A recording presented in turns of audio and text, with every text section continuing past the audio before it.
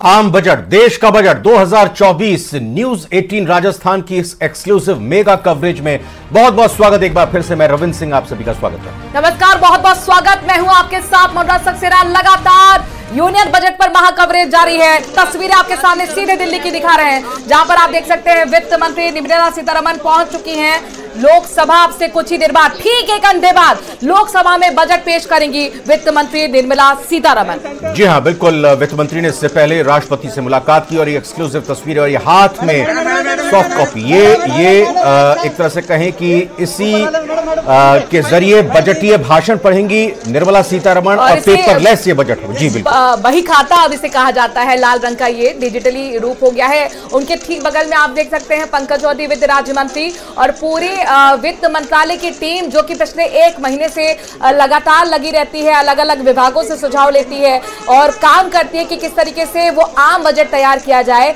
जो सभी की उम्मीदों पर खरा उतरे। क्योंकि मोदी सरकार का यानी कि 3.0 का ये पहला बजट है और इसीलिए उम्मीद बहुत ज्यादा।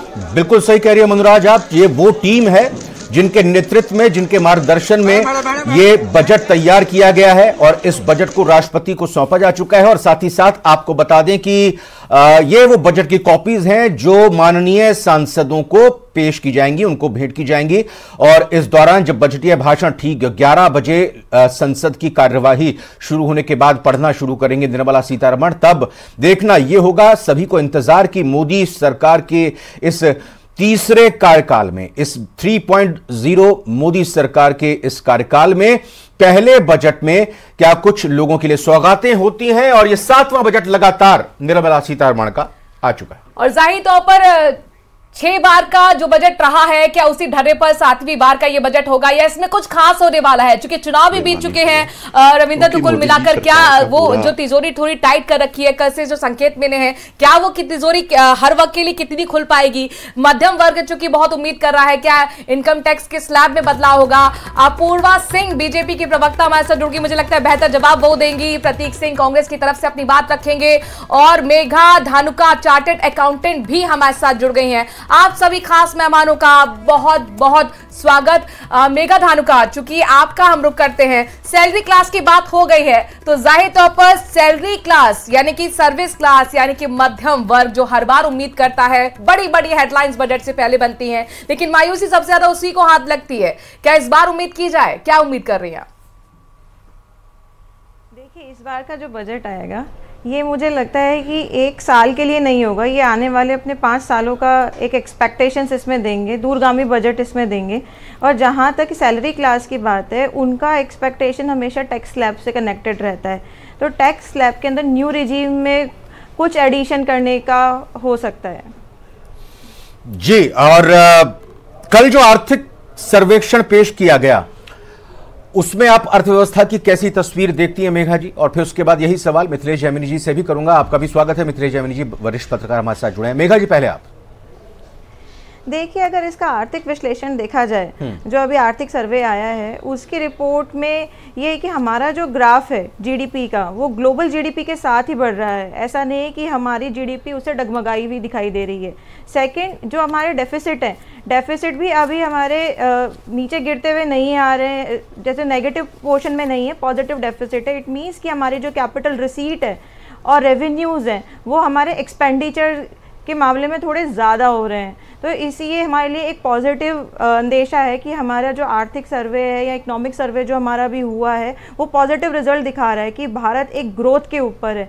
अभी ऐसा नहीं है कि हमारे जो रेवेन्यू एक्सपेंडिचर्स और रेवेन्यू इनकम का है, उनका जो विश्लेषण किया गया है वो भी बैलेंसिंग में है as per are GDP.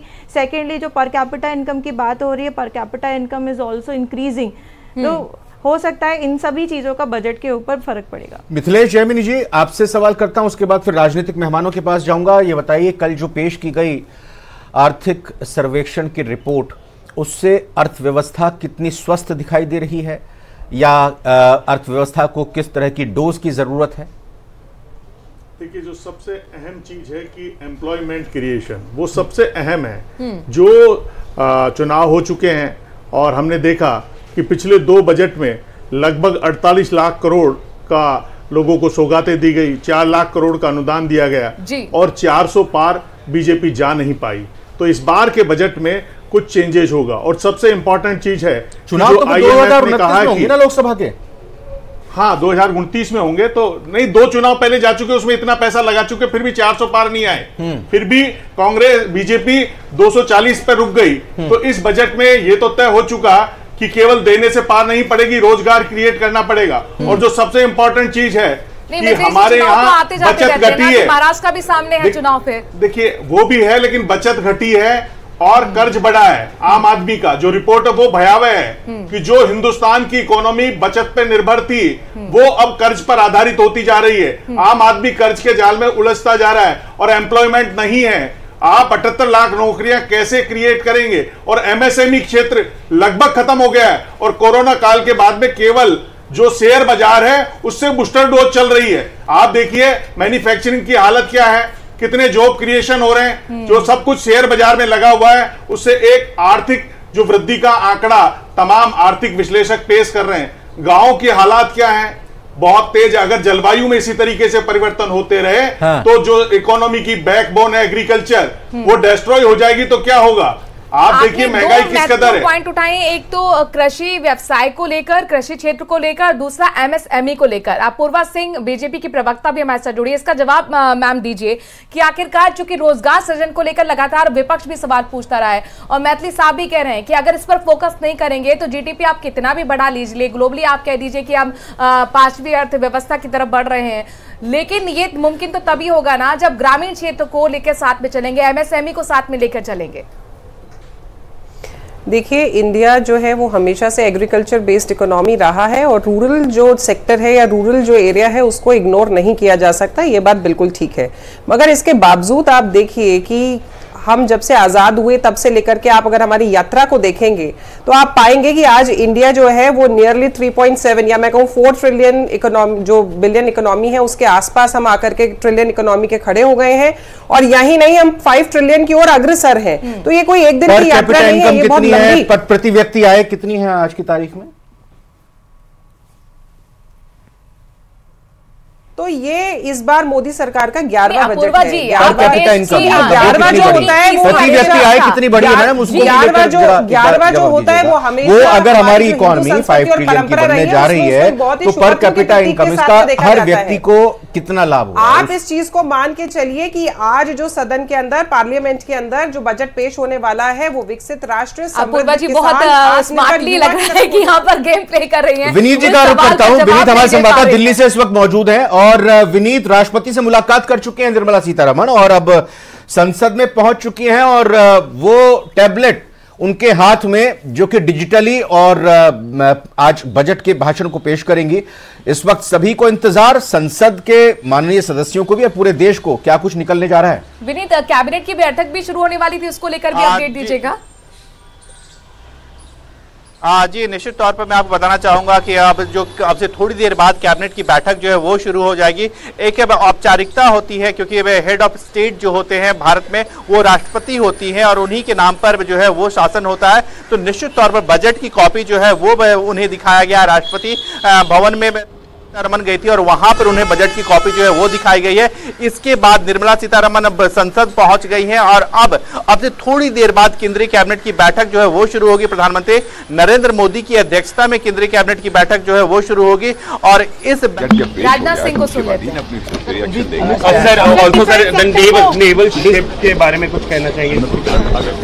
Defence sector को लेकर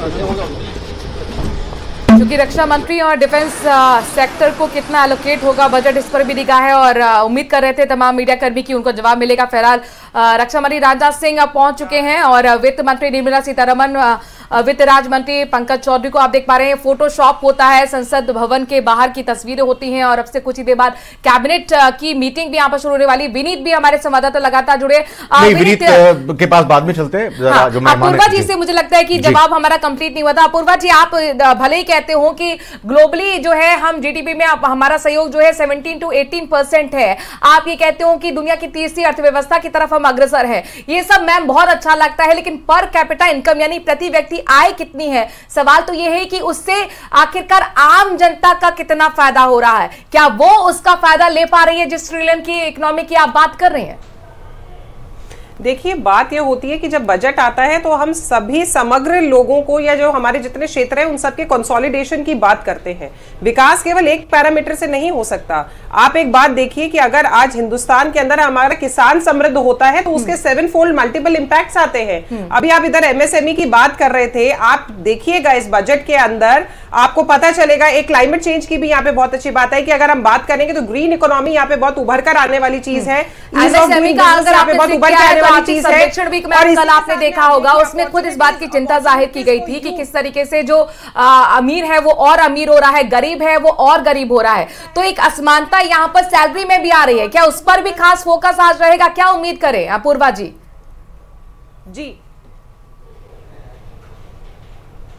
जी रिपीट करिए प्लीज, आवाज नहीं आई। अपूर्वा जी, जो आप यहाँ पर एमएसएमई का जिक्र करें, पेंडेमिक के बाद तो सबसे ज्यादा उसी पर मार पड़ी है और आप ऐसी मार पड़ी कि अब तक वो खड़ा नहीं हो पा रहा है। देखिए, मार पड़ी, मगर फिर आप इसको, फिर मैं कह रही हूं, आप इसको कंपेयर करके देखिए कि ग्लोबली कितनी मार पड़ी और इंडिया ने इसको कितने अच्छे से संभाला। आप इस चीज को भी देख के चलिए। और इसी के साथ में ईज ऑफ डूइंग बिजनेस के अंदर पहले भी रिलैक्सेशंस मिले हैं, आगे भी मिलेंगे। ग्रीन इकोनॉमी की तरफ हम आज आगे जा रहे हैं, इंफ्रास्ट्रक्चर डेवलपमेंट की तरफ हम आगे जा रहे हैं। आज अगर एक इंफ्रास्ट्रक्चर या डेवलपमेंट होता है तो वो कितने एम्प्लॉयमेंट को जनरेट करता है, आप इसको आप कहते हैं 78 लाख आप एम्प्लॉयमेंट कहां से लेकर आएंगे?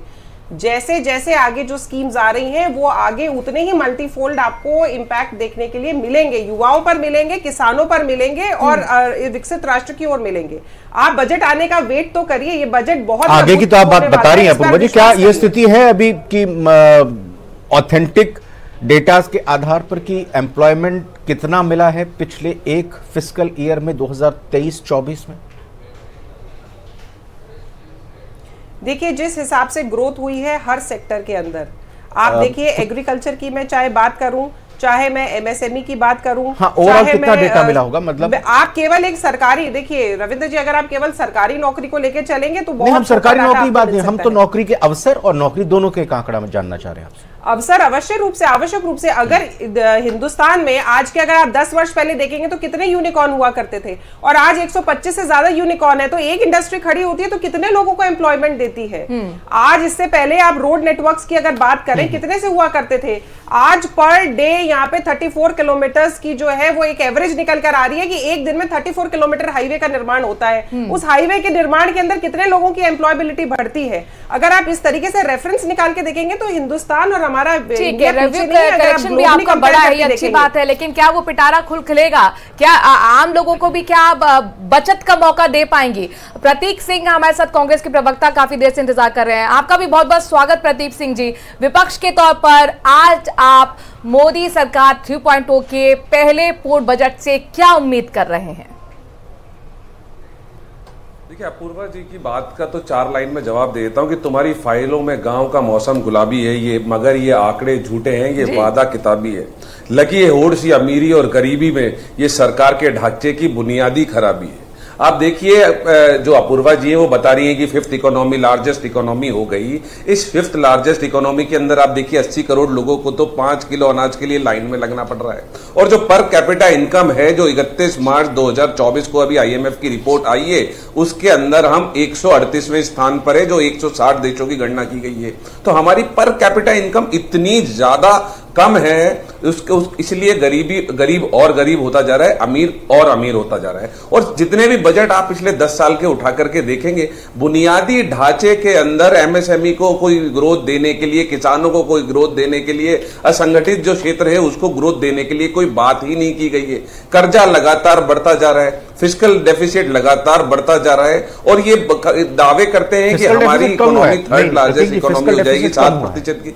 फिस्कल डेफिसिट कम हुआ। फिस्कल डेफिसिट अगर आप हमारे कार्यकाल से अगर आप कंपेयर करेंगे, आप 14 से 24 का फिस्कल डेफिसिट आप कंपेयर कर लीजिए, हमारा 5 के 4.5 के नीचे था, इनका अभी भी 5 के ऊपर है फिस्कल डेफिसिट। कोरोना भी रहा है, उसको भी तो इंक्लूड करना होगा ना। तो इन्फ्लेशन को भी ऐड करना चाहिए कि नहीं तो अगर उसको इंक्लूड करेंगे तो कर्जा भी इंक्लूड कर लीजिए ना। हमारे समय में तो 55 लाख करोड़ का कर्जा था, इनके समय पे 206 लाख करोड़ का कर्जा हो गया है, तो कर्जा भी लिया जा रहा है। उसके बाद के अंदर आप बोल रहे हैं फिफ्थ इकोनॉमी हो रही है, तो कैसे हो रही है? अभी अपूर्वा जी किसान की बात कर रही थी कि किसान की आय बढ़ाएंगे। इनका एनएसएसओ ये कहता है कि किसान की जो शुद्ध कमाई है प्रतिदिन वो 27 रुपए प्रतिदिन रह गई है। ये 27 रुपए प्रतिदिन से ज्यादा तो केंद्र सरकार और राज्य सरकार टैक्स वसूल लेती है। आप बताइए किसान से किस तरीके का मजाक किसान के साथ किया जा रहा है। 6,000 रुपए आप देखिए सालाना देते, मतलब 16 रुपए प्रतिदिन के आसपास, उससे ज्यादा टैक्स वसूल लेते हैं। तो ये किस तरीके का किसानों का, आप जब तक किसान का, असंगठित क्षेत्र का, एमएसएमई में का अगर ग्रोथ पे ध्यान नहीं देंगे तो इस देश की जो आंकड़े जो दिख रहे हैं वो इसी तरह दिखते रहेंगे। लेकिन जो गरीब और गरीब होता जाएगा, अमीर और अमीर होता जाएगा। और हमेशा से पिछले 10 साल के बजट देख लीजिए, अमीरों का बजट रहा है, गरीबों की बात ही इस बजट में नहीं। अपूर्वा जी, अब फिस्कल डेफिसिट की बात हो रही है, कर्ज की बात हो रही है, बड़े बड़े ये टर्म्स हैं, आम जनता को समझ में नहीं आता। आप कहते हैं कि 5 ट्रिलियन इकोनॉमी बनाएंगे, तीसरी दुनिया की बजट की घोषणा होगी। गजेंद्र सिंह शेखावत लगातार मिनिस्टर्स का यहां पर पहुंचना जारी है और सभी उम्मीद कर रहे हैं कि जनता को राहत देने वाला ये बजट होगा। अपूर्वा जी, मैं यही कह रही थी, ये बड़े बड़े टर्म्स का हम जिक्र कर रहे हैं, आम जनता को, गरीब जनता को इससे उम्मीद मतलब नहीं होता है। उसको उम्मीद ये होती है कि भाई बजट आप कुछ ऐसा पेश कीजिए जिससे कि उसकी जेब में 2-4 पैसे बच पाए। पर आप मैं कह रही हूँ थोड़ा सा चंद क्षणों का और इंतजार है, आप इंतजार करिए। मध्यम वर्ग को टैक्स के अंदर भी राहत मिलने की संभावनाएं हैं। किसान को जो किसान सम्मान निधि मिलती है उसके अंदर भी आप देखिए और ज्यादा उसको स्लैब बढ़ने की संभावनाएं हैं। जो लखपति दीदी और ड्रोन दीदी का हमारा जो विचार था जिससे महिलाएं हमारी सशक्त होने वाली थी, उसका दायरा भी बढ़ने की बहुत ज्यादा संभावनाएं हैं। ईज ऑफ डूइंग बिजनेस की वजह से जो हमारा बिजनेस क्लास वर्ग है और ज्यादा जो लोग हैं वो इस क्षेत्र के अंदर आए ताकि ज्यादा से ज्यादा रोजगार उत्पन्न किए जा सके, उसके लिए भी एक खासा जो है इसके अंदर आपको एक फीचर मिलने की संभावना है। तो मुझे लगता है चंद क्षणों का इंतजार है, उसके बाद में आप देखेंगे कि 2047 को टारगेट करके किस तरीके से विकसित तरीके से, जिस तरह से इस दिशा में देश आगे बढ़ रहा है और उसको बढ़ाने के लिए बजट डिक्लेयर किया जाता है, उसी कंटिन्यूएशन में इस बार भी बजट की घोषणा होगी। गजेंद्र सिंह शेखावत को आप सुनते हुए कह रहे हैं 2047 का विकसित भारत है, उसके संकल्प की तरफ बढ़ता हुआ ये बजट होगा। और प्रधानमंत्री नरेंद्र मोदी भी कह चुके हैं अमृतकाल का पहला बजट होगा। उम्मीदें बहुत सारी हैं। मैथिली साहब भी हमारे साथ जुड़े हैं बड़ी स्पर्धा। मैथिली साहब, जो किसानों की भी जरा बात कर लेते हैं, चूंकि किसान वर्ग भी बहुत उम्मीदों के साथ देख रहा है, क्या कोई खास रिफॉर्म्स आप देख पा रहे हैं, कोई नई स्कीम? हालांकि परंपरा रही है मोदी सरकार कोई खास नई स्कीम बजट में तो कम से कम उसकी घोषणा नहीं करती है, अलग से उनका देखा गया है। देखिए, जो इम्पोर्टेंट चीज है कि एक तो seed kits, mini seed kits वो फ्री जाएं किसानों को, क्योंकि कई किसानों की जो छोटी होती जा रही है, 1 एकड़ से कम कृषि पर जमीन पर खेती कर रहे हैं, तो उन्हें अगर मिनी सीड किट क्वालिटी वाले सीड मिले तो उनकी उपज बढ़े। दूसरा, जो पिछले बजट में किसान हायर सिस्टम शुरू किया गया था, उसमें जो कृषि उपकरण है वो किराए पर मिलते हैं, उनके किरायों को वाजिब किया जाए, क्यों जो लघु और मध्यम श्रेणी के किसान है उनकी आर्थिक स्थिति बहुत डाउन है। और जो सबसे अहम चीज है कि वेटरनरी को बढ़ावा दिया जाए, जो दुग्ध उत्पादन, मछली उत्पादन, जो भी उनके साथ है, कि किसान की आर्थिक आय जब बढ़ेगी। और गांव के गांव खाली हो रहे हैं। खुद बीजेपी के एमएलए ने विधानसभा में, अंशुमान सिंह भाटी ने कहा कि गांव के गांव खाली हो रहे हैं, जो सरहदी गांव हैं। और देखिए, आज राष्ट्रीय प्रसारण दिवस है और उसकी थीम रखी गई है इंफॉर्मेशन, एजुकेशन और एंटरटेनमेंट। और एजुकेशन के हालात क्या हैं? आज ही जो अखबारों में खबर छपी है कि 42% स्कूलों में प्रिंसिपल नहीं है और 54,000 शिक्षकों के पद खाली है राजस्थान में।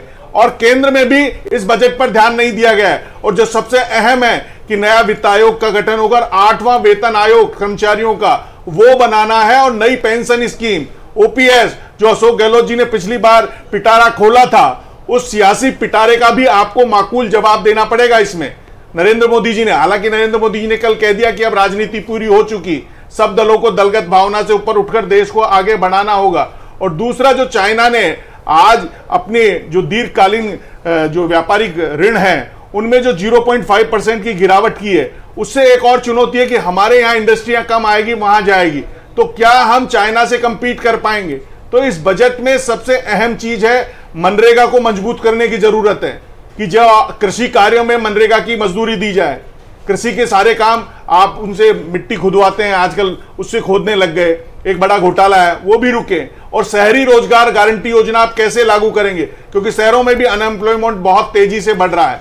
तो जो इंपॉर्टेंट चीज है कि यूथ को आप हायर एजुकेशन दे रहे हैं, जो एजुकेशन का मद सबसे कम रहा है, तो कैसे आप उसको क्वालिटी एजुकेशन देंगे? हालात क्या है कि इस देश में कुलपतियों के ईडी के छापे पड़ने लग रहे हैं। एक तरफ आप कह रहे हैं हम भ्रष्टाचार मुक्त, अत्याचार मुक्त ऐसा भारत बनाने जा रहे हैं, जबकि देश की हायर एजुकेशन की हालात क्या है वो सबको पता है। विश्व रैंकिंग में हमारी कितने इंस्टीट्यूट आ रहे हैं वो सबको पता है जी। तो जब तक आप एम्स, आईआईटी और क्वालिटी वाली एजुकेशन नहीं देंगे तो आप अनएम्प्लॉयमेंट के साथ साथ ऐसे पढ़े लिखे बेरोजगार तैयार कर रहे हैं जो डिजिटल ड्रग्स के शिकार होते जा रहे हैं। वो सारे दिन फोन चलाते हैं, रील बनाते हैं, रील चलाते चलाते बच्ची एक्सपायर हो गई। तो ये तमाम चीजें आपको इस बजट में देखनी पड़ेगी कि क्वालिटी एजुकेशन दें और उनको रोजगार मिले, स्किल बेस्ड दें।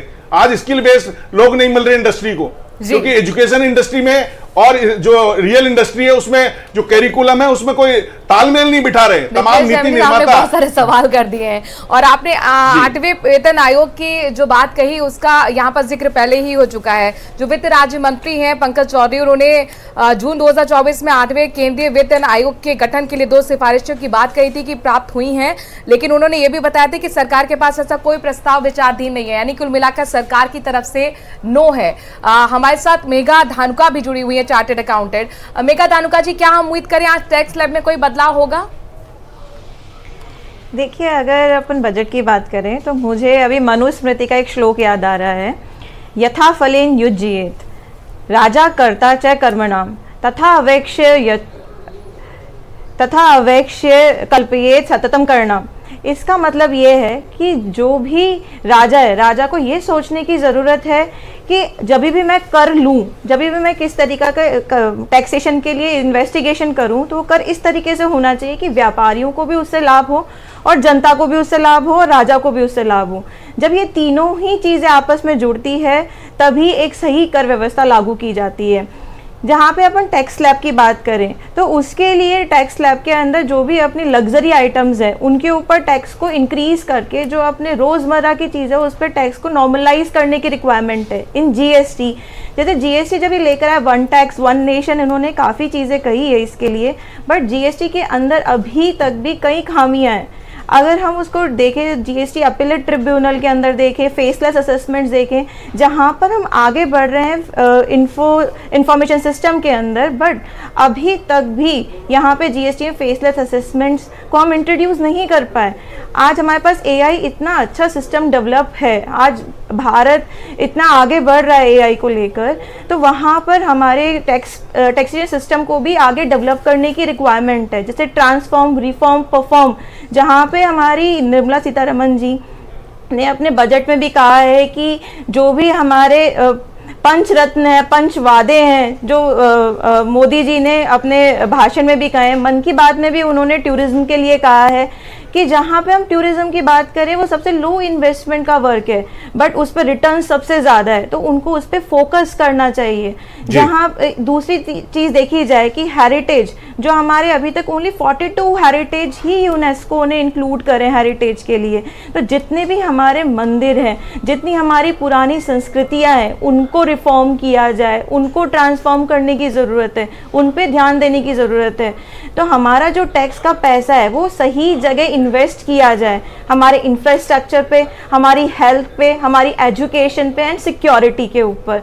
ये बहुत ज़रूरी है। अभी जहाँ तक कि टैक्स स्लैब की बात है, टैक्स स्लैब जो भी सैलरी वाले हैं उनका सबसे मेजर कंसर्न टैक्स स्लैब ही रहता है, क्योंकि उनकी टीडीएस कट के सैलरी आती है। न्यू टैक्स रिजीम में किसी भी तरीके का कोई चैप्टर 6 के अंदर बेनिफिट नहीं दिया है, लाइक एटीसी का कोई डिडक्शन नहीं मिलता, अगर हाउस लोन है तो उसका कोई डिडक्शन नहीं मिलता, इवन दो ओल्ड रिजीम में इसके बेनिफिट थे। बट टैक्स स्लैब के अंदर जहाँ 7 लाख तक की छूट दी गई है, इसमें कुछ और बेनिफिट उनको इंट्रोड्यूस करने चाहिए जिससे कि लोग मोटिवेट हो, हम टैक्स क्यों भरें। आज छोटी छोटी कंपनियां भी रिफंड, कैशबैक जैसी स्कीम लेकर आती है, वाई नॉट आवर गवर्नमेंट, कि उसको क्यों नए तरीके से नहीं सोचा जाता। अगर जितना भी लोगों को मोटिवेट किया जाएगा टैक्स इनकम रिटर्न भरने के लिए, तो वो अपनी इनकम टैक्स रिटर्न के अंदर इन सब चीज़ों को शो करेंगे और मोटिवेट होंगे कि हम हमारी जो पर कैपिटा इनकम की कैलकुलेशन है वो और मोटिवेट होगी और अच्छे से की जाएगी, क्योंकि आज कितनी % जनता अपने रिटर्न भर रही है जिसके आधार पे ये कैलकुलेशन की जाती है। तो इस बेसिस को सोचना ज़्यादा ज़रूरी है। जी बिल्कुल, सभी मेहमानों से आग्रह है बने रहिए हमारे साथ, क्योंकि फिलहाल एक ब्रेक का वक्त हुआ है और ज्यादा वक्त नहीं बचा है जब वित्त मंत्री निर्मला सीतारमण की तरफ से आज बजट पेश किया जाएगा। छोटे से ब्रेक का वक्त हुआ।